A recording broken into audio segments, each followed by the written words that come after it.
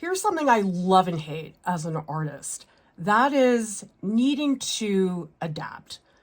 On one hand, I thrive on needing to adapt and change. I find it exciting because things are never dull, and everything that I make as an artist is inherently a reaction to what's happening around me. On the other hand, sometimes you're adapting for a reason that is really frustrating. For example, Lauren and I were talking last week about how they've had arthritis for many, many years and have had to learn how to adapt so that way they could continue painting. With social media, I've had to adapt so much. Geez, I feel like every month there's something new that I'm supposed to adapt to. And sometimes things that I resent needing to adapt to end up being okay. Sometimes I have a perception about doing something, like, for example, when we started making 1-minute videos, I resented feeling like we had to do that. For me, a big part of learning how to adapt to a new thing that I don't like is to try to find a way to make it fun, because I don't want to have to feel like I'm angry every time I have to do something new. And the other thing about adapting is I think it's important to find circumstances that are going to help you in terms of your mindset and also the ability to make the work. For example, I have never had a bona fide artist studio. I've always worked at home. For me, I've had to really think about ways that I could make work that could fit into this tiny space. I've found ways to do it, but the big, ambitious work that I've always envied, that I've seen other artists do, it's never really been in the cards for me. But that's okay. That's something, yes, I've had to adapt to that as well. When I was pregnant with my kids, at the time, I was a hardcore oil painter, but I felt really paranoid about continuing to use solvents.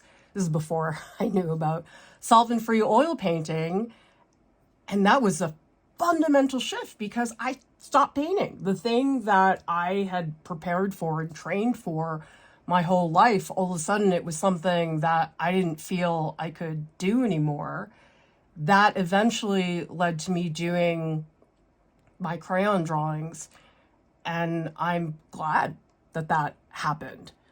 I think that's the hard thing, is our perception of what needing to adapt is it something we're adapting to where we feel like we just cannot do the thing we want to do. Nobody likes to feel that way at all, but that's why adapting to things, some of it is just accepting that there are some things that are just out of your hands, and as a total control freak, I don't like that most of the time.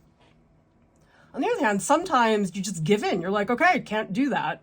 Let's do something else. It makes me think about anytime I draw with marker, it's so blunt. You can't do some, nice, soft, pencil sketching, and it's very easy to erase. Like marker, that's a commitment. Once that marker touches that page, it's there. You cannot get rid of it. And part of me loves that about marker, that once that marker's on the page, I got a deal. And it helps me keep pushing forward. I think sometimes with erasers, we go back and forth too much and we end up erasing more than we're actually drawing. And with marker, I feel like I can just plow forward and not bother myself about all the millions of different things that I could have done differently. Part of me likes that we adapt, that we find ways to do things differently. We didn't anticipate it, but maybe it works out really well. There's always an element of surprise in the creative process. And sometimes it's a really unpleasant surprise where your armature fell apart because you didn't anticipate something. Yeah, that's not a very fun surprise. But I do really like the element of surprise fundamentally in the creative process. A lot of people will talk to me about how they have an image in their head of what they want their drawing to look like, but then they do the drawing and they say, well, it looks nothing like the image that I had in my head. I feel like it's a total failure. My answer to that is don't have an image in your head that you're trying to create. Because my favorite thing, I think every single time I sit down to do an artwork, is when I surprise myself, where I had an idea for, let's say, the cherry painting that I've been working on. I had a concept of what I wanted to do with that, but I've been pleasantly surprised. I had no idea what it was going to look like. And even if I tried to anticipate it, there's no chance I could have. I love that element of surprise. With every single piece, I'm always thinking to myself, oh, I didn't think that was going to happen. Sometimes it's because I didn't plan, and sometimes it's just a spontaneous decision. The creative process, for me, it's just inherently a super bumpy surface. I'm the type of person, I like the predictability of a treadmill. Okay, it's flat, you set the amount of time, and my spouse has been trying to get me to hike more because of the beautiful mountains where we are in Utah. And I said to him, I can't reconcile that every step I take is different.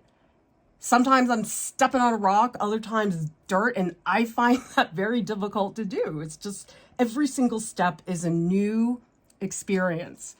Now, in art, I happen to like that. I think that provides an inherent shift in every single thing I do, that every single brushstroke is different. I welcome that. For example, I know a lot of people struggle with color matching. This is something we talked about in the color ebook, that color matching, I just don't think it's as important as people think it is. And yet, I think a lot of us feel that we should have that technique, but I enjoy that diversity that's going to happen because you cannot color match super precisely. I guess what I want everybody to remember is that the bumps are there, okay? You can't do anything about it. They're just in every single artwork. But sometimes, while we feel that it drives us crazy to have to deal with things that come out, if we let ourselves have a little bit more of that element of surprise and to welcome that surprise, sometimes it's just a little bit easier. And other times you're just like banging your head against the wall. That too, for sure. Tell me in the comments, how have you adapted as an artist? Whether it's something like a physical difference or whether it is your studio space or life circumstance, whatever. I'd love to hear about it because I think the more we hear about how other artists have troubleshooted and experimented different things to find the scenario that works for them, I find that very inspiring.